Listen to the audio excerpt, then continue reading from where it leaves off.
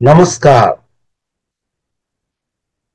आउ थरे मु आपण मानंकु आम ओडिया सब स्कूल पाठरे स्वागत करूअछि। प्रिय श्रोता,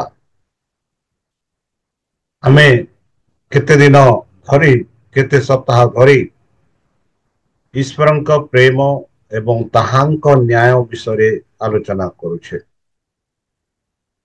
आज विशेष भावरे आलोचना करिबा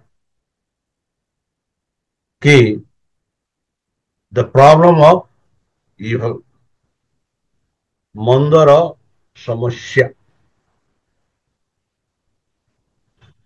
यह अधिक रूपे जानिबा पूर्वे चलंतु आमे सेही सदा प्रभु परमेश्वर ठारे समर्पण करी ताहाଙ୍କ मधुर नामरे आमे प्रार्थना उत्सर्ग करिबा। हे आम्भमानक सर्वशक्ति सर्वज्ञानी प्रेमर सागर दयामय अंतर्जमी अनुग्रह परम पिता धन्यवाद अर्पण करुछु। वर्तमान जो वाक्य सबस्कुल माध्यम द्वारा आमे शिक्षा करबा को जाउछु, एही वाक्य रे आशीर्वाद कर, एही वाक्य बुझिबा पाए अमानुको शक्ति रे ज्ञान रे बुद्धि रे परिपूर्ण कर। आम पाप सबु तुम सही मधुरमय रक्त रे, तुम सही रक्त रे अमानुको परिष्कार करि धरि दियो। आउ सही मधुर नाम रे अमान परिचालन कर और परित्राण प्रदान कर। प्रभु वर्तमान जहा जहा आम सुनिबु यह मन रखा आमको शक्ति प्रदान कर। परिशेषे जेबे तुमे तुम सही सहस्र दूतों सह आसिबे सेतेबेले आमानुक एक बासस्थान दियो बोली त्राणकर्ता प्रभु यीशुଙ୍କ मधुरमय नाम रे ए छोट भिक्षा मांगुछु, सुनि ग्रहण कर। आमेन। नमस्कार बंधु, आउ थरे मु आपण माननको आम ओडिया सब स्कूल पाठ रे स्वागत करूअछि। जेहेतु आपण माने आम सब स्कूल को देखुछंती, सहयोग करूछंती आउ बांटुछंती, से जो बहुत धन्यवाद। यह एडवेंटिस्ट वर्ल्ड द्वारा प्रस्तुत करा जाउछि ओडिया भाषा रे, विशेष भाव में आम ओडिया भाई भौणी मानक पाई जो माने गिरजा को जीवा पाई समय पाऊ नाहंती कोनोसी अभाव द्वारा, विशेष भाव में से आम यही ओडिया सबस्कुल पाठ प्रस्तुत करुछु। आ प्रत्येक सप्ताह आम आपण मानक यूट्यूब द्वारा प्रसारण करुछु, जहा द्वारा कि आपण माने सहजरे यूट्यूब रे पाई पारिबे। मु आशा करुछि कि आम यही ओडिया सबस्कुल पाठ जेते संभव अपना भाई भौणी मानक, अपना बंधु बांधव को, अपना स्नेह लोक मानक शेयर करिवे, बांटिबे, जेपरि कि अधिक लोके सबस्कुल पाठ विषय जानि पारिबे। बंधु, आमे एमिति समय रे बास करुछु जो समय कि एमिति समस्या पड़ुछि कि आमे बाचिबा पाई कि केउ रास्ता सठिक रास्ता, क्यों कथा सठिक कथा, क्यों चिंता सठिक चिंता, क्यों धर्म सठिक धर्म, आ कहा को आमे पूजा करिबा, कहा को पूजा करिबा नहीं, यह निर्णय नेवा पे मानकु बहुत समय लगी थाए। और आजिर पाठ होची मंदर समस्या। समस्या पृथ्वी सृष्टि ठू आज पर्यंत चली अच्छी, से समस्या हूँ पाप। आ पाप द्वारा सारा पृथ्वी लोके यही पाप रे पड़ी यही जो समस्या रे बाहर हेबा पाए चेष्टा करुछंती। आ यही समस्या रु आमे बाहर होई परिबा जदि आमे सही जीसु ख्रीष्ट जे कि आमानक पाए निज जीवन दान देले, କୃଷିରେ ହତ ହେଲେ ଆଉ ବର୍ତ୍ତମାନ ସେ ସ୍ୱର୍ଗରେ ଅଛନ୍ତି।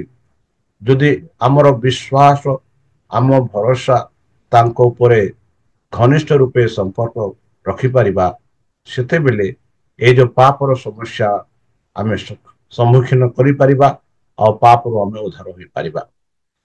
ତାହେଲେ ଚାଲନ୍ତୁ ଏହି ସପ୍ତାହ ସ୍ୱର୍ଣ୍ଣପଦ ଆମେ ଦେଖିବା, ଯାହାକି ପ୍ରକାଶିତ ପୁସ୍ତକ ତାର 21:4 ଲେଖାଯାଇଅଛି। ଜହନ ଏହିପରି ଲେଖନ୍ତି, ପୁଣି ଈଶ୍ୱର ସ୍ୱୟଂ ସେମାନଙ୍କର ସଙ୍ଗରେ ରହିବେ ଓ ସେମାନଙ୍କ ଚକ୍ଷୁରୁ ସମସ୍ତ ଅଶ୍ରୁ ଜଳ ପୋଛିଦେବେ। ମୃତ୍ୟୁ ଆଉ ଘଟିବ ନାହିଁ, ଶୋକ କି କ୍ରନ୍ଦନ କି ବ୍ୟଥା ଆଉ ରହିବ ନାହିଁ ବା ହେବ ନାହିଁ, କାରଣ ପୂର୍ବ ବିଷୟ ସବୁ ଲୋପ ହୋଇଅଛି। ବନ୍ଧୁ, ଆମ ଏହି ସପ୍ତାହର ପାଠ ବିଶେଷ ଭାବରେ ଯେଉଁ ସମସ୍ୟା ପ୍ରତ୍ୟେକ ମାନବ ଜାତି ସମ୍ମୁଖୀନ କରେ, ସେଇ ସମସ୍ୟା ହଉଛି ମୃତ୍ୟୁ। ସେଇ ସମସ୍ୟା ହଉଛି ଦୁଃଖ। ଆଉ ଏଇ ଯୋଉ ଦୁଃଖ ଯୋଗୁ, ଏଇ ଯୋଉ କଷ୍ଟ ଯୋଗୁ ଆମେ କ୍ରନ୍ଦନ କରିଥାଉ, ଯନ୍ତ୍ରଣା ଲାଭ କରିଥାଉ, ଯନ୍ତ୍ରଣା ଭୋଗିଥାଉ।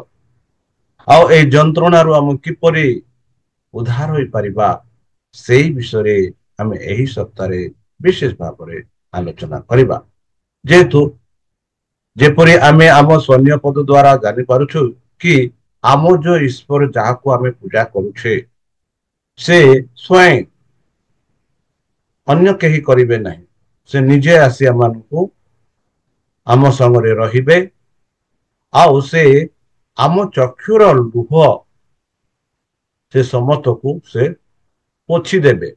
ଯାହା ଅଶ୍ରୁ ଜଳ ମାନେ ଆମ ଆଖିରୁ ଯେତେ ପାଣି ଆମେ ଯେବେ କାନ୍ଦୁ କୌଣସି ପ୍ରକାର ଦୁର୍ଘଟଣାରେ ବା ମୃତ୍ୟୁରେ କଷ୍ଟରେ ଆମେ କ୍ରନ୍ଦନ କରିଥାଉ, ଆଉ ବିଶେଷ ଭାବରେ ଯେବେ କି ଆମ ପରିଚୟ ଲୋକମାନେ ବା ଆମର ସମ୍ପର୍କୀୟ ଲୋକମାନେ ଯାହାକୁ ଆମେ ଭଲ ପ୍ରେମ କରୁ, ଭଲ ପାଉ, ସେମାନେ ଯଦି ମୃତ୍ୟୁବରଣ କରନ୍ତି, ସେମାନଙ୍କ ପାଇଁ ଆମେ କ୍ରନ୍ଦନ କରିଥାଉ। ଆଉ ଏଇ ଯୋଉ କ୍ରନ୍ଦନ ଯେପରିକି ସେ ଦୂର କରିବେ। ଆଉ ଏମିତି ସମୟ ଆସିବ ଯେବେ ଆମେ ସ୍ୱର୍ଗରାଜ୍ୟ ଯିବା, ସେଠି ଆଉ ମୃତ୍ୟୁ ରହିବ ନାହିଁ, କି ଶୋକ ରହିବ ନାହିଁ, କି କ୍ରନ୍ଧନ ରହିବ ନାହିଁ, କି ବ୍ୟଥା ରହିବ ନାହିଁ। ଯେହେତୁ ଏହା ପୂର୍ବରେ ଯାହା ଯାହା ଘଟୁଥିଲା ତାହା ସବୁ ମାନେ ବିଷୟବସ୍ତୁ ଲୋପ ହୋଇଯିବ, ମାନେ ପୁଛା ହୋଇଯିବ ବୋଲି ଆମେ ଦେଖୁଛୁ। ତାହା ହେଉଛି ଏହି ସପ୍ତାହର ପାଠ। ତାହେଲେ ଚାଲନ୍ତୁ ଗୋଟିଏ ପରେ ଗୋଟିଏ ଦେଖିବା। ଈଶ୍ୱରଙ୍କର ପ୍ରେମ ଏବଂ ନ୍ୟାୟ, ସେଇ ପ୍ରେମ ଏବଂ ନ୍ୟାୟ ଯଦି ଆମେ ଦେଖିବା, ଏଇ ଯୋଉ ପବିତ୍ର ଶାସ୍ତ୍ରରୁ ବାଇବଲରୁ ଯାହା ଆମେ ଦେଖୁଅଛୁ, ତାହା ହଉଛି ଭଲ ଭାବରେ ଆମେ ଦେଖିପାରୁଛୁ। ତାହା ଆମେ ଭଲ ଭାବରେ ଦେଖିପାରୁଛୁ।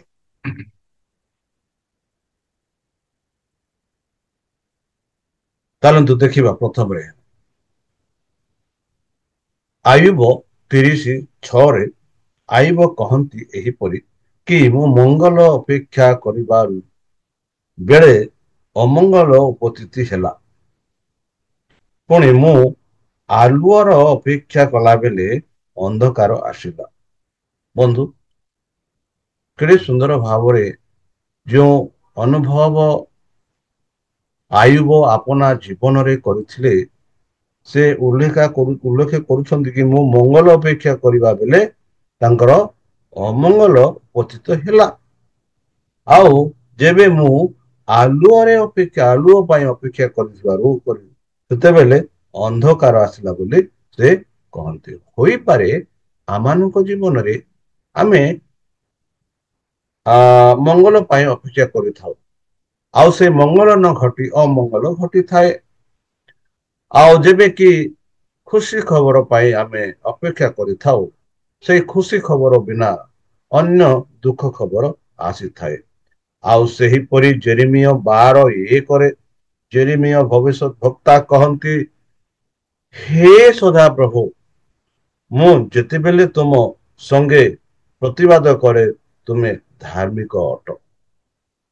ଆମେ ବେଲେ ବେଲେ ପରମେଶ୍ୱରଙ୍କ କାର୍ଯ୍ୟକୁ ସନ୍ଦେହ କରି ପ୍ରତିବାଦ କରିଥାଉ। ଆଉ ଏଠି ଜେରେମିୟା ଭବିଷ୍ୟତ ବକ୍ତା ଆମମାନଙ୍କୁ ବୁଝାଇବା ପାଇଁ ଚାହୁଁଛନ୍ତି କି ଆମ ସଦାପ୍ରଭୁ ଯେବେ ତାଙ୍କ ବିଷୟରେ ଆମେ କିଛି ଭୁଲ ଧାରଣା ଭୁଲ ଚିନ୍ତା କରିଥାଉ, ତେବେ ଆମେ ଭୁଲ କରିଥାଉ, ମାତ୍ର ସେ ହେଉଛନ୍ତି ଧାର୍ମିକ ଅଟନ୍ତି। ତଥାପି ବିଚାର ବିଷୟରେ ମୁଁ ତୁମ ସଙ୍ଗେ ବାଦାନୁବାଦ କରିବି, ଯାହାକି ମାଲାକି 2:17 ଆମେ ଦେଖୁଛୁ। ତଥାପି ବିଚାର ବିଷୟରେ ମୁଁ ତୁମ ସଙ୍ଗେ ବାଦାନୁବାଦ କରିବି, ଦୁଷ୍ଟ ଲୋକମାନଙ୍କ ପଥ କାହିଁକି କୁଶଳ ଯୁକ୍ତ ହୁଏ। ହଁ ବନ୍ଧୁ, ଆମେ ଦେଖିଥାଉ ଦୁଷ୍ଟ ଲୋକମାନଙ୍କର ପଥ, ସେମାନେ ବେଲେ ବେଲେ ଆପଣ ମାନେ କେବେଲେ ଭାବିଛନ୍ତି କି ଯେବେ ଆମେ ଆପଣ ଧର୍ମ ବା ଧାର୍ମିକ କାମ କରୁଛନ୍ତି, ଉତ୍ତମ କାର୍ଯ୍ୟ କରୁଛନ୍ତି, ଯାହା କିଛି କାହାକୁ ବାଧା ନ କରେ, ଯେପରିକି ପ୍ରଭୁଙ୍କ ନାମ ପ୍ରଶଂସା ହୋଇପାରେ, ସେତେବେଳେ ଆମେ ଯାହା ପାଇଁ ଆମେ କରୁଛୁ ତାର ପ୍ରତିଫଳ ନ ପାଇଥାଉ। ହୋଇପାରେ ଆମେ ଗରିବର ଗରିବ ହୋଇଯାଇଥାଉ। ଆଉ ଯୋଉ ଦୁଷ୍ଟ ଲୋକ ସେ ଦୁଷ୍ଟ କରି ସାରି ଚାଲିଥାଏ, ମାତ୍ର ସେ ଉନ୍ନତି ହୋଇଥାଏ। ସେତେବେଳେ ଆପଣଙ୍କ ମନଙ୍କରେ ଆପଣ ମାନଙ୍କ ମନରେ କିଛି ସନ୍ଦେହ ଉତ୍ପନ୍ନ ହୋଇପାରିଥାଏ। ମାତ୍ର ଏଇଠି ଜେରେମିୟା କହନ୍ତି, ମାଲାକି କହନ୍ତି କି ହେ ତଥା ସଦାପ୍ରଭୁ, ତଥାପି ବିଚାର ବିଷୟରେ ମୁଁ ତୁମ୍ଭ ସଙ୍ଗେ ବାଦାନୁବାଦ କରିବି, ଦୁଷ୍ଟ ଲୋକମାନଙ୍କ ପଥ କାହିଁକି କୁଶଳ ଯୁକ୍ତ ହୁଏ ବୋଲି।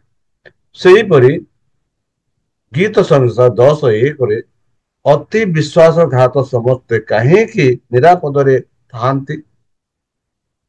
କେଡେ ସୁନ୍ଦର ପ୍ରଶ୍ନ ଗୁଡାକ ଅଛି, କେଡେ ସୁନ୍ଦର ପ୍ରଶ୍ନ ଗୁଡାକ ଅଛି।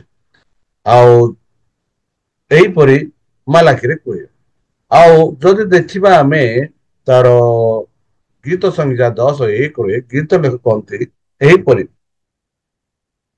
ତୁମେମାନେ ଆପଣା ମାନଙ୍କର ବାକ୍ୟ ଦ୍ୱାରା ସଦାପ୍ରଭୁଙ୍କ କ୍ଳାନ୍ତ କରିଅଛ, ତଥାପି ତୁମେମାନେ କହୁଅଛ ଆମ୍ଭେମାନେ କାହିଁକି ତାହାକୁ କ୍ଳାନ୍ତ କରିଅଛୁ। ପ୍ରତ୍ୟେକ ଲୋକ ଯେ କୁକର୍ମ କରେ ସେ ସଦାପ୍ରଭୁଙ୍କ ଦୃଷ୍ଟିରେ ଉତ୍ତମ ଓ ସେମାନଙ୍କ ଠାରେ ସେ ସନ୍ତୁଷ୍ଟ ହୁଅନ୍ତି।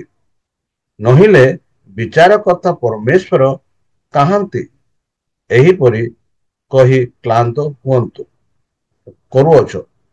ଦେଖନ୍ତୁ ବନ୍ଧୁ, ଆମେ ବେଲେ ବେଲେ ଏହିପରି ପ୍ରଶ୍ନ କରିଥାଉ କି କି ସଦାପ୍ରଭୁ କ୍ଳାନ୍ତ କରିଅଛନ୍ତି ବୋଲି, ତଥାପି ଆମେ ତୁମ୍ଭେ ମାନେ କହୁଅଛ ବୋଲି ସେ କହନ୍ତି, ଆମେ ମାନେ କାହିଁରେ ତାହାକୁ କ୍ଳାନ୍ତ କରୁଅଛୁ। ସଦାପ୍ରଭୁ ତ ଆମମାନଙ୍କୁ କ୍ଳାନ୍ତ କରନ୍ତି ନାହିଁ, ଆମମାନଙ୍କୁ ଦଣ୍ଡ ଦିଅନ୍ତି ନାହିଁ ଯଦି ଆମେ କୁକର୍ମ କରୁ, ଭଲ କାମ କରୁ। ଯଦି ଆମେ ଉତ୍ତମ କାମ କରିବୁ, ସେତେବେଳେ ପରମେଶ୍ୱର କେବେ ଆମମାନଙ୍କୁ ଦଣ୍ଡ ଦେବେ ନାହିଁ, ବରଂ ସେ ଆମମାନଙ୍କୁ ପ୍ରେମ କରିବେ। ଆଉ ଯେବେ ଆମେ ଦୁଷ୍କର୍ମ କରିବୁ, ସେତେବେଳେ ଆମମାନଙ୍କୁ ସଦାପ୍ରଭୁ ଶାସ୍ତି ଦିଅନ୍ତି। ଆଉ ଏଇ ଯୋଉ ଶାସ୍ତି ହଉଛି ତାଙ୍କର ପ୍ରେମ, ଶାସ୍ତି ହଉଛି ତାଙ୍କର ପ୍ରେମ। ବନ୍ଧୁ ମନେ ରଖନ୍ତୁ, ଏମିତି ଅନେକ ଜିନିଷ ଅଛି ଯାହା ଆମେ ଜାଣିପାରିବା ନାହିଁ। There are many things we do not know. ଏମିତି ବହୁତ ଗୁଡାକ ଜିନିଷ ଅଛି ଯାହା ଆମେ ଜାଣିନାହୁଁ, ଯାହା ଆମେ ଆୟୁବ 38:1-12 ଯଦି ପଢିବା, ଆୟୁବ ନିଜେ ସେ କହନ୍ତି ଏହିପରି, ତହୁଁ ଆୟୁବ ଉତ୍ତର କରି କହିଲା, ତୁମେମାନେ ତ ଲୋକ ସନ୍ଦେହ ନାହିଁ, ତୁମାନଙ୍କ ସଙ୍ଗେ ସଙ୍ଗେ ଜ୍ଞାନ ମରିଯିବ, ମାତ୍ର ତୁମାନଙ୍କ ପରି ଆମର ବୁଦ୍ଧି ଅଛି। ମୁଁ ତୁମାନଙ୍କ ଠାରୁ ଊଣା ନୁହେଁ, ହଁ, ଏପରି କଥା ସବୁ କିଏ ନ ଜାଣେ। ମୁଁ ମୋହର ବନ୍ଧୁମାନଙ୍କ ନିମନ୍ତେ ଦାସତ୍ୱ ଲୋକ ତୁଲ୍ୟ ହୋଇଅଛି। ମୁଁ ପରମେଶ୍ୱରଙ୍କୁ ଡାକନ୍ତେ ସେ ମୋତେ ଉତ୍ତର ଦେଲେ। ଧାର୍ମିକ ସିଦ୍ଧ ଲୋକ ହାସ୍ୟଶବ୍ଦ ହୋଇଅଛି। ସୁଖରେ ଥିବା ଲୋକଙ୍କ ବୋଧରେ ବିପଦ ତୁଚ୍ଛନୀୟ। ଯୋଉମାନଙ୍କ ପାଦ ଖସିଯାଏ ସେମାନଙ୍କ ନିମନ୍ତେ ତାହା ପ୍ରସ୍ତୁତ। ଡକାୟତ ମାନଙ୍କ ତମ୍ବୁ ନିରାପଦ ହୁଏ ଓ ପରମେଶ୍ୱରଙ୍କ ବିରକ୍ତ କରିବା ଲୋକେ ନିବିଘ୍ନରେ ରହନ୍ତି। ପରମେଶ୍ୱର ସେମାନଙ୍କ ହାତରେ ବହୁତ ଦିଅନ୍ତି। ମାତ୍ର ଏବେ ପଶୁମାନଙ୍କର ପଚାର, ସେମାନେ ତୁମ ଶିକ୍ଷା ଦେବେ, ଓ ଆକାଶର ପକ୍ଷୀମାନଙ୍କୁ ପଚାର, ସେମାନେ ତୁମକୁ ଜଣାଇବେ। ଅବା ପୃଥିବୀର ଗୋଲ, ସେ ତୁମକୁ ଶିକ୍ଷା ଦେବ। ଓ ସମୁଦ୍ରର ମତ୍ସ୍ୟମାନେ ତୁମ୍ଭ ପ୍ରତି ପ୍ରକାଶ କରିବେ। ସଦାପ୍ରଭୁଙ୍କ ହସ୍ତ ଯେ ଏହା କରିଅଛି, ଏ ସକଳ ଦ୍ୱାରା କିଏ ନ ଜାଣେ। ତାହାଙ୍କ ହସ୍ତରେ ପ୍ରତ୍ୟେକ ଜୀବର ପ୍ରାଣ ଓ ସମୁଦାୟ ନରବଂଶର ଶ୍ୱାସବାୟୁ ଅଛି। ଯେପରି ରସନା ଖାଦ୍ୟର ଆସ୍ୱାଦ ପାଏ, ସେପରି କର୍ଣ୍ଣ କଣ କଥାର ପରୀକ୍ଷା ନ କରେ। ପ୍ରାଚୀନ ମାନଙ୍କ ଠାରେ ଜ୍ଞାନ ଅଛି ଓ ଦୀର୍ଘାୟୁରେ ବୁଦ୍ଧି ଥାଏ। ବନ୍ଧୁ, କେତେ ସୁନ୍ଦର ଭାବରେ ଆୟୁବ ଏଇ ଯୋଉ ପ୍ରଶ୍ନର ଉତ୍ତର ଦଉଛନ୍ତି କି କି ପ୍ରକାର ଈଶ୍ୱର ତାଙ୍କର ଆଲୁଅକୁ ପ୍ରକାଶ କରେ, ଆଉ କି ପ୍ରକାର ମନ୍ଦର ସମସ୍ୟା ସେ ଦେଖାଏ। ଆଉ ବେଲେ ବେଲେ ଯାହା ଏଇ ଯୋଉ ଆୟୁବ 12 ପର୍ବ 38 ପର୍ବ 1 ରୁ 12 ପର୍ଯ୍ୟନ୍ତ ଯଦି ପଢିବା, ଆୟୁବ କହନ୍ତି କି ତୁମେ ପକ୍ଷୀକୁ ପଚାର, ସେଇ ବସ୍ତୁକୁ ପଚାର ଯାହା ପରମେଶ୍ୱର ସୃଷ୍ଟି କରିଛନ୍ତି, ସେମାନେ ଉତ୍ତର ଦେବେ। ଆପଣ ମାନେ ଆପଣଙ୍କ ବଗିଚାରେ କେବେ ହେଲେ ଭ୍ରମଣ କରିଛନ୍ତି କି? କଲାବେଳେ ଆପଣ ମାନେ କେବେ ହେଲେ ମନକୁ ପ୍ରଶ୍ନ କରିଛନ୍ତି କି ଏଇ ଯୋଉ ସୁନ୍ଦର ଫୁଲ, ଏଇ ଯୋଉ ସୁନ୍ଦର ଗଛ, ଏଇ ଯୋଉ ସୁନ୍ଦର ଲତା, ଏଇ ଯୋଉ ସୁନ୍ଦର ବଣ, ଏଇ ଯୋଉ ସୁନ୍ଦର ପାହାଡ, ଏଇ ଯୋଉ ସୁନ୍ଦର ନଦୀ, ଏଇ ଯୋଉ ସୁନ୍ଦର ମାଛ, ଏଇ ଯୋଉ ସୁନ୍ଦର ପଶୁ, ସେମାନେ କିପରି ଈଶ୍ୱରଙ୍କର ପ୍ରଶଂସା କରୁଛନ୍ତି? ସେମାନେ କିପରି ଈଶ୍ୱରଙ୍କର ଗାନ କରୁଛନ୍ତି? ସେମାନେ କିପରି ମନୁଷ୍ୟ ରୂପେ ଦୁଃଖ ଅନୁଭବ ନ କରି ଖୁସିରେ ଆନନ୍ଦରେ ଜୀବନ କଟାଉଛନ୍ତି?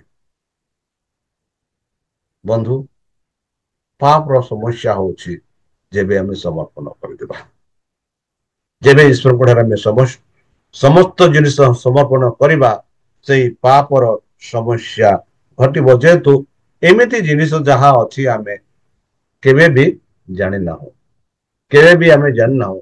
ଆଉ ସେଥିଯୋଗୁ ଆୟୁବ କହନ୍ତି ତମେ ଯାଇ ପଚାର, ସେମାନେ ତମର ଯୋଉ ପ୍ରଶ୍ନ ଅଛି ସେଇ ପ୍ରଶ୍ନର ଉତ୍ତର ପାଇବ। ବନ୍ଧୁ, ବିଷୟ ଭବିଷ୍ୟତ ବକ୍ତା 55:8-9 ସେ କହନ୍ତି, ତୁମର ଭାବନା ମୋର ନୁହଁ, ତୁମର ପଥ ମୋର ପଥ ନୁହେଁ। ଏହିପରି ସଦାପ୍ରଭୁ କହନ୍ତି। ଯେହେତୁ ଯେଉଁ ସ୍ୱର୍ଗ ପୃଥିବୀର ଉଚ୍ଚରେ ଅଛି ଆଉ ପୃଥିବୀ ତଳେ ଅଛି, ଏହି କାରଣରୁ ମୋର ଧାରଣା, ମୋର ଚିନ୍ତା ଭାବନା ସବୁ ମୋର ଉଚ୍ଚ। ଯେହେତୁ ତମେ ମନୁଷ୍ୟ ମନ ତଳରେ ଅଛ, ପୃଥିବୀରେ ଅଛ, ତମର ଭାବନା ସବୁ ତଳ ବୋଲି ସେ କହନ୍ତି। ଏଥିଯୋଗୁ ମନୁଷ୍ୟର ଭାବନା କେବେ ହେଲେ ପରମେଶ୍ୱରଙ୍କ ଭାବନାରୁ ଉଚ୍ଚ ନାହିଁ। ମନୁଷ୍ୟର ପଥ ପରମେଶ୍ୱରଙ୍କ ପଥରୁ ଭିନ୍ନ ରହେ। ଆଉ परमेश्वर यह आमको कहती आमे बेले बेले यह बुझीबार असंभव कर जो पथ मो खोजी अच्छी जो चिंताधारा मु अच्छी से चिंताधारा प्रभु मो साहाय्य करंतु मो सहित सहयोग करंतु बोली आमे भावी था मात्र जेपरिक जिसाया भविष्य वक्ता स्पष्ट रूप से कहले कि देख तुमर भावना मोर भावना नुहे कि तुमर पथ मोर पथ नुहे जेपरिक स्वर्ग जो स्वर्ग तो उच्च अच्छी पृथ्वी रे नहीं से ही परि मोर भावना तम परि भावना नुहे मनुष्य रूपे आमे मनुष्य रूपे भावु था मात्र परमेश्वर परमेश्वर रूपे भावी था एति कारण गीत संहिता 73 पर्व जदि आपण पढ़िबे सेठी परमेश्वर न्याय और विचार विषय कहउछि जेपरि इस्राएल लोक मानू किपरि परमेश्वर अपना स्नेह प्रेम कृपा अनुग्रह प्रदान कले जेबे से माने परमेश्वर साहाय्य से माने न स्वीकार करे जागतिक लोक मानकर आचरण कले हेले हे से मानकु परमेश्वर क्षमा करी से मानकु साहाय्य कले आउ से मानकु ए तो अहंकार से मानक गलार द्वार स्वरूप हुए दुराम्य वस्त्र परी से मानकु आच्छादना करे बोली 6 पदरे कहउछि मेदर से मानकु चक्षु बाहरी उठे मनर बांछा अपेक्षा से माने अधिक प्राप्त हुअन्ति से माने टालुहिली टाहुली करन्ति और दुष्टतारे दुरम्य उच्चारण करन्ति देखंतु बंधु इस्राएल प्रजा माने परमेश्वर निज हस्तरे सेमानकु मिस्र देशर उद्धार करे एक प्रतिज्ञा देश को से नेले आउ से प्रतिज्ञा देश रे से माने रही परमेश्वर विरुद्ध हेले विद्रोही हेले परमेश्वर को विरुद्ध रे गले आउ परमेश्वर से मानकु शास्ति देले आउ जदि आपण एही जो पर्व पढ़िबे सबु किछि आपण जानि परिबे सबु किछि जानि परिबे आउ एथि जोगु इस्राएल प्रजा माने जेबे से माने मिस्र देशरु केनान देश को जाउतले सेते बेले से मानक पाए एक धर्मधाम जहाँ में सेंचुरी कहू धर्मधाम स्थापित कले जो ठारे से माने जेबे पाप करिवे आ पाप कला बेले परमेश्वर पाए कपता बा एक छेली बा एक मेंढा बा एक षण्ढ बा जो कौन सी सूची पशु नहीं ता उपरे हाथ दे स्वीकार कले से पशु को बलिदान दिया जाउथिला आ से बलिदान आम जीसु ख्रीस्ट क्रूसर देले जेपरि कि जेपरि इस्राएल प्रजा माने जेते उपहार पाइथिले मध्य जेते साहाय्य पाइथिले मध्य परमेश्वर को विरुद्ध काम कले हेले हे से माने जेबे सेही पशु परे हाथ दे स्वीकार करी करुथिले प्रभु से मानकु क्षमा करुथिले यह होची एक विशेष भावर आलोचना जहाँ में मनरे रखिबाकू पड़िबो जेतु परमेश्वर होचंती एक प्रेमीय ईश्वर न्याय ईश्वर तापर आमे देखबा स्वेच्छा रे आमे निजको रक्षा करि परिबा स्वेच्छा परमेश्वर समस्त को एक स्वेच्छा देइछंती कि आपण सत्य पथरे चली पारिबे बा मंद पथरे चलिबे सेटा आपणक स्वेच्छा परमेश्वर काहा को हेले बाध्य करती नाही कि मो कथा मान मो वाक्य सुन मो व्यवस्था पालन कर या साहा कर मतलब परमेश्वर कहती कि या कले तमे मुक्ति लाभ हेबो या कले परित्राण प्राप्त हेबो या कले ए अनंत जीवन प्राप्त हेबो आ एही जब सब जदि न करिवो ତାହେଲେ ଏହାର ଦଣ୍ଡ ଅଛି ବୋଲି ପରମେଶ୍ୱର କହିଛନ୍ତି। ମାତ୍ର ମଣିଷକୁ ପରମେଶ୍ୱର ଏମିତି ସ୍ୱଇଚ୍ଛା ଦେଇଛି, ଯାହା ଆମେ ଇଂରାଜୀରେ ଫ୍ରି ୱିଲ୍ ଚଏସ୍ ବାଛିବା ପାଇଁ, ତାହା ଆମମାନଙ୍କୁ ପରମେଶ୍ୱର ଦେଇଛନ୍ତି, ଯେପରିକି ଆମେ ନିଜ ଇଚ୍ଛାରେ ବାଛି ପାରିବା। ଏଥି କାରଣରୁ ଯଦି ଆମେ ଆଦି ପୁସ୍ତକ 2:16-17 ଯଦି ପଢିବା, ସଦାପ୍ରଭୁ ପରମେଶ୍ୱର ସେହି ମଣିଷକୁ ଆଜ୍ଞା ଦେଇ କହିଲେ, ତୁମେ ଉଦ୍ୟାନର ସମସ୍ତ ବୃକ୍ଷର ଫଳ ସ୍ୱଚ୍ଛନ୍ଦରେ ଭୋଜନ କରିପାରିବ ବା କରିପାର, ମାତ୍ର ସତ୍ ସତ୍ ଜ୍ଞାନଦାୟକ ବୃକ୍ଷ ଫଳ ଭୋଜନ କରିବ ନାହିଁ, ଯେହେତୁ ଯେଉଁ ଦିନ ତାହା ଖାଇବ ସେହି ଦିନ ନିତାନ୍ତ ମରିବ। ଦେଖନ୍ତୁ ବନ୍ଧୁ, ଯେବେ ସଦାପ୍ରଭୁ ପରମେଶ୍ୱର ଆଦମ ହବାକୁ ସୃଷ୍ଟି କଲେ, ନିର୍ମାଣ କଲେ, ଆଉ ସେମାନଙ୍କୁ ସେହି ଏଦନ ବଗିଚାରେ ରଖିଲେ, ଆଉ ସେମାନଙ୍କୁ ଏମିତି ସତର୍କବାଣୀ ଦେଇ କହିଲେ, ଦେଖ ସେହି ବଗିଚାରେ ଦୁଇଟା ବୃକ୍ଷ ରଖାଯାଇଛି, ଆଉ ସେଇ ଦୁଇଟା ବୃକ୍ଷର ଏକ ବୃକ୍ଷ ହଉଛି ସତ୍ ଜ୍ଞାନ, ଆଉ ଯଦି ସେଇ ବୃକ୍ଷର ଫଳ ଖାଇବ ତାହେଲେ ନିଶ୍ଚିତ ଭାବରେ ମରିବ ବୋଲି ସଦାପ୍ରଭୁ ସେମାନଙ୍କୁ କହିଲେ। ମାତ୍ର ସେମାନଙ୍କୁ ଜବରଦସ୍ତ କଲେ ନାହିଁ, ସେମାନଙ୍କୁ ଏମିତି କଲେନି ଯେପରି ସେମାନେ କରିବାକୁ ପଡିଲା, ଏମିତି କଲେ ନାହିଁ, ସେମାନଙ୍କୁ ସ୍ୱତନ୍ତ୍ର ଦେଇଥିଲେ, ଯାହା ଆମେ ଫ୍ରି ୱିଲ୍ କହିଛୁ, ସ୍ୱତନ୍ତ୍ର ଦେଇଥିଲେ। ଆଉ ସେ ସ୍ୱତନ୍ତ୍ର ଦ୍ଵାରା ସେମାନେ ପାପକୁ ବାଛିଲେ, ଶୈତାନର ପ୍ରଲୋଭନରୁ ସେମାନେ ପାପକୁ ବାଛିଲେ, ଆଉ ଯେବେ ସେମାନେ ପାପକୁ ବାଛିଲେ, ସେଇ ଦିନରୁ ଯେଉଁ ଆନନ୍ଦ, ଯେଉଁ ଜୀବନ ସେମାନେ ସେହି ଏଦନରେ ଅନୁଭବ କରୁଥିଲେ, ସେହି ଅନୁଭବ ସେମାନେ ହରାଇଲେ। ଯେଉଁ ପରମେଶ୍ୱରଙ୍କ ସହ କଥାବାର୍ତ୍ତାର ସୁଯୋଗ ସେମାନଙ୍କୁ ମିଳୁଥିଲା, ପରମେଶ୍ୱର ସେମାନଙ୍କ ସହିତ କଥାବାର୍ତ୍ତା ହଉଥିଲେ, ସେହି ସୁଯୋଗ ସେମାନେ ହରାଇଲେ।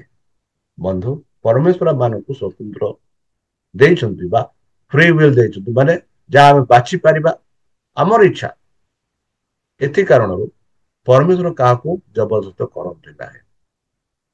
ଯଦି ପରମେଶ୍ୱର ଯଦି ଜବରଦସ୍ତ କରିଥାନ୍ତେ, ତାହେଲେ ଆମେ କହିଥାଉ କି ପରମେଶ୍ୱର ଏକ କଣ କ୍ରୋଧୀୟ ଈଶ୍ୱର, ସେ ଆମମାନଙ୍କୁ ଏକ ସ୍ୱାଧୀନ ଦେଉନାହାନ୍ତି କି ଆମେ କଣ କରିବୁ, ଆମର ଇଚ୍ଛା କଣ ଆମେ ନିଜକୁ ପ୍ରକାଶ କରିପାରୁ ବୋଲି ଆମେ କହିପାରିବା। ମାତ୍ର ଏଠି ପରମେଶ୍ୱର ସତ୍ୟ ଓ ମନ୍ଦ ପଥ ଉଭୟ ଆମମାନଙ୍କୁ ଦେଖାଇଛନ୍ତି, ଯେପରିକି ଆମେ ଯୋଉ ପଥ ଆମେ ବାଛିବା ସେଇ ପଥ ଦ୍ଵାରା ଆମକୁ ବିଚାର କରାଯିବ।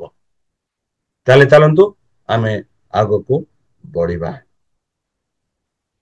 ପ୍ରେମ ଏବଂ ମନ୍ଦ, ପ୍ରେମ ଏବଂ ମନ୍ଦ, ପ୍ରେମ ଏବଂ ମନ୍ଦ ଯେବେ ପରମେଶ୍ୱର ମଣିଷକୁ ସୃଷ୍ଟି କଲେ, ସେମାନଙ୍କୁ ବହୁତ ପ୍ରେମ କଲେ। କାହିଁକି? ମନେ ରଖନ୍ତୁ ବନ୍ଧୁ, ଯେବେ ପରମେଶ୍ୱର ଏହି ପୃଥିବୀକୁ ସୃଷ୍ଟି କଲେ, ଯେ ସେତେବେଳେ ପରମେଶ୍ୱର କହିଲେ, ଉଚ୍ଚାରଣ କଲେ କି ସ୍ୱର୍ଗ ପୃଥିବୀ ହେଉ, ସ୍ୱର୍ଗ ପୃଥିବୀ ହେଲା। ଗଛ ଲତା ବନ ପାହାଡ ହଉ, ତାହା ହେଲା। ଯେ ସେ ପରମେଶ୍ୱର କହିଲେ ତାହା ଘଟିଲା। ମାନେ ପରମେଶ୍ୱରଙ୍କ ବାକ୍ୟରେ ସେହି ଜୀବନ ଥିଲା, ସେହି ଜୀବନ ଯେବେ ବାହାରକୁ ଆସିଲା, ଯାହା ପରମେଶ୍ୱର ତାକୁ ଉଚ୍ଚାରଣ କଲେ ତାହା ହିଁ ହେଲା। ଯଦି ଆମେ ଦେଖିବା ଆକାଶ, ଯେବେ ପରମେଶ୍ୱର କହିଲେ ଆକାଶରେ ପକ୍ଷୀ, ପ୍ରତ୍ୟେକ ପ୍ରକାର ପକ୍ଷୀ ହଉ, ଆକାଶରେ ପ୍ରତ୍ୟେକ ପ୍ରକାର ପକ୍ଷୀ ହେଲା। ଯେବେ ପରମେଶ୍ୱର କହିଲେ କି ଭୂମିସ୍ଥଳରେ ପ୍ରତ୍ୟେକ ପ୍ରକାର ଜୀବଜନ୍ତୁ ହଉ, ପ୍ରତ୍ୟେକ ପ୍ରକାର ଜୀବଜନ୍ତୁ ହେଲା। ମାତ୍ର ମଣିଷକୁ ସେ ସେମିତି କଲେ ନାହିଁ। ଆପଣ ମାନେ ଯଦି କୁମ୍ଭାର ପାଖକୁ ଯାଇଥିବେ, ମାଠି ସେ ନିଏ, ତାକୁ ଭଲ ଭାବରେ ଚିକନ ରୂପରେ ସେ କରେ, ଆଉ ସେଇ ମାଠିକୁ ପୁଣି ସେଇ ଯୋଉ ଚକ ଉପରେ ରଖି ତାକୁ ଘୁରେଇ ଏକ ସୁନ୍ଦର ପାତ୍ର କରେ।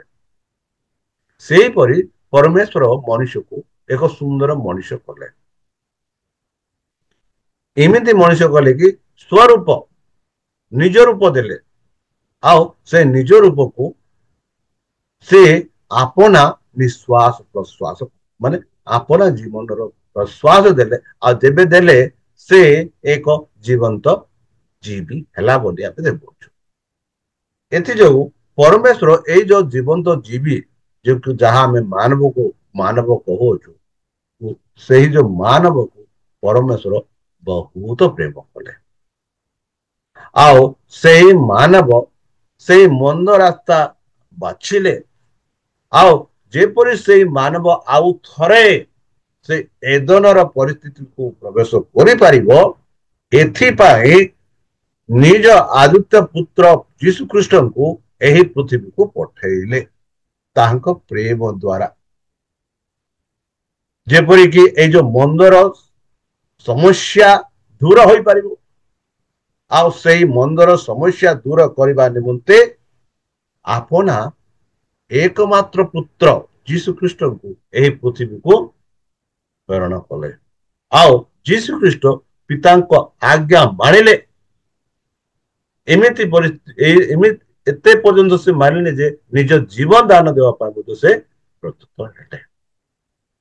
ବନ୍ଧୁ, ଏହା ପରମେଶ୍ୱରଙ୍କ ପ୍ରେମ। କାହିଁକି ମନ୍ଦ ଯାହା ଆମେ ବାଛିଲୁ, ଯାହା ଆଦମ ହବା ସେଇ ମନ୍ଦ ବାଛିଲେ, ଆଉ ସେମାନଙ୍କୁ ପୁନର୍ବାର ଏଦନକୁ ଆଣିବା ପାଇଁ ସେ ନିଜ ପୁତ୍ରକୁ ପଠେଇଲେ, ଯାହା ଦ୍ୱାରା ଆମମାନେ ଅନନ୍ତ ଜୀବନ ପ୍ରାପ୍ତ ହୋଇପାରିବୁ। ଏଥିଯୋଗୁ ସାଧୁ ପାଉଲ କହନ୍ତି ରୋମିଓ 8:18, କାରଣ ମୋ ବିଚାରରେ ଯେଉଁ ଗୌରବ ଆମମାନଙ୍କ ପ୍ରତି ପ୍ରକାଶିତ ହେବ, ତାହା ତୁଳନାରେ ଏହି ବର୍ତ୍ତମାନ କାଳର ଦୁଃଖ ଭୋଗ କିଛି ହିଁ ନୁହେଁ। ସେହିପରି ପ୍ରକାଶିତ ଯାହା ଆମେ ଆଦରେ ପଢିଲୁ, ପ୍ରକାଶିତ 21:3-4, ଆଉ ମୁଁ ସିଂହାସନ ମଧ୍ୟରେ ଗୋଟିଏ ମହାଶବ୍ଦ ଏହା କହିବାରୁ ଶୁଣିଲି। କିଏ? ଯୋହାନ କହୁଛନ୍ତି, ଦେଖ, ମନୁଷ୍ୟ ମାନଙ୍କ ମଧ୍ୟରେ ଈଶ୍ୱରଙ୍କ ବାସସ୍ଥାନ ଅଛି।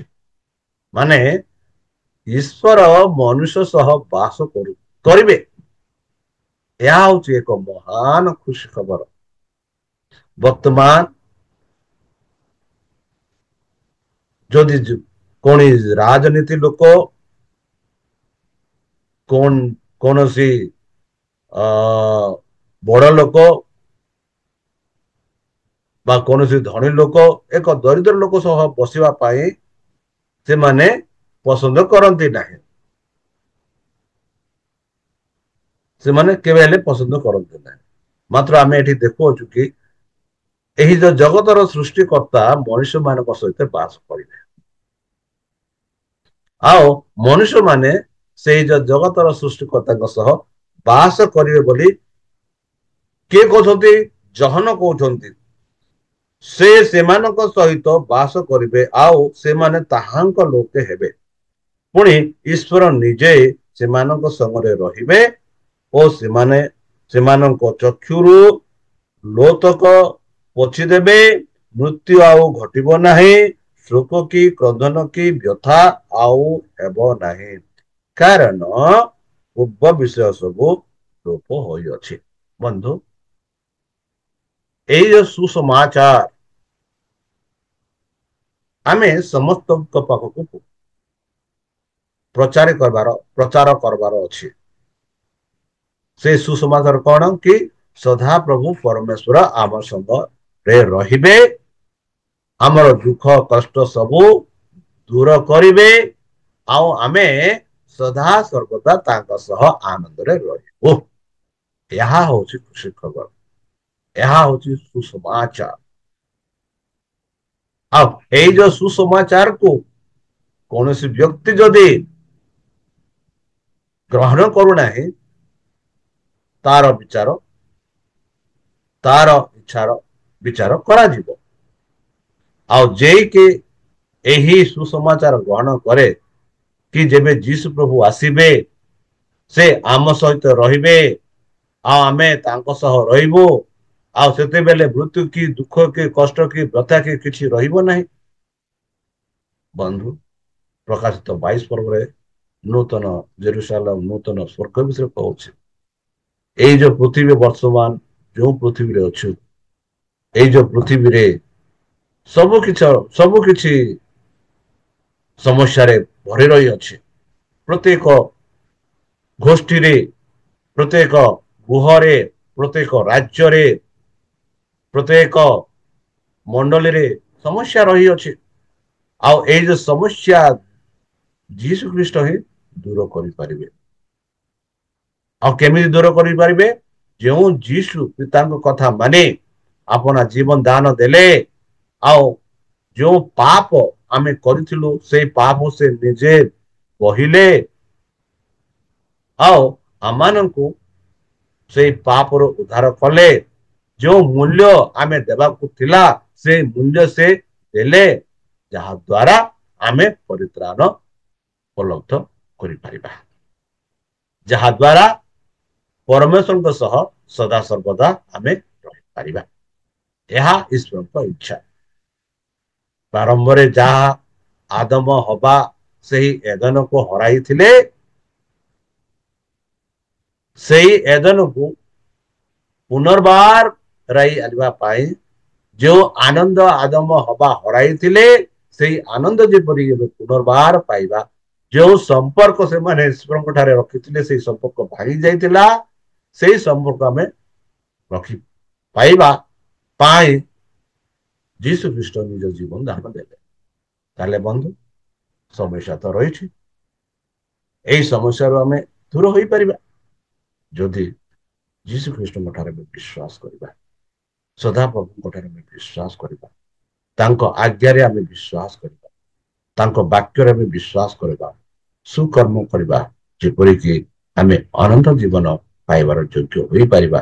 ଯେପରିକି ଆମ ନାମ ସେହି ଜୀବନ ପୁସ୍ତକରେ ଲେଖାଯାଇପାରିବ।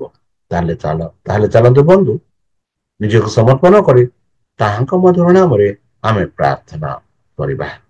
ହେ ଆମ୍ଭମାନଙ୍କ ସର୍ବଶକ୍ତି ସର୍ବଜ୍ଞାନୀ ପ୍ରେମର ସାଗର ଦୟାମୟ ଅନ୍ତର୍ଜମୀ ଅନୁଗ୍ରହ ପରବର୍ତ୍ତା, ଧନ୍ୟବାଦ ଅର୍ପଣ କରୁଅଛୁ। ବର୍ତ୍ତମାନ ଯେଉଁ ବାକ୍ୟ ତୁମ ଭକ୍ତ ଦ୍ୱାରା, ସେହି ସଭାସ୍କୃତ ମାଧ୍ୟମ ଦ୍ୱାରା, ସେହି ସଦାପ୍ରଭୁଙ୍କ ପ୍ରେମ ପ୍ରକାଶ ବିଷୟରେ ଆମେ ଶିକ୍ଷା ଲାଭ କଲୁ, ଯେଉଁଥିରେ ମୃତ୍ୟୁ କି ବ୍ୟଥା କି ସମସ୍ୟା କିଛି ରହିବ ନାହିଁ, ସବୁବେଳେ ଯୀଶୁଙ୍କ ସହ ଆମେ ରହିପାରିବୁ। ପ୍ରଭୁ, ଏଥିପାଇଁ ଆମମାନଙ୍କୁ ସେହି ପବିତ୍ର ଆତ୍ମାରେ ବାପ୍ତିଜିତ କର। ସେହି ପବିତ୍ର ଆତ୍ମା ଦ୍ୱାରା ଆମମାନଙ୍କୁ ପରିଚାଳନା କର, ଶକ୍ତିରେ ଜ୍ଞାନରେ ପରିପୂର୍ଣ୍ଣ କର, ଯେପରିକି ତୁମଠାରେ ଆମେ ଭରସା ରଖି ଆମ ଜୀବନକୁ ବିତାଇ ପାରିବୁ।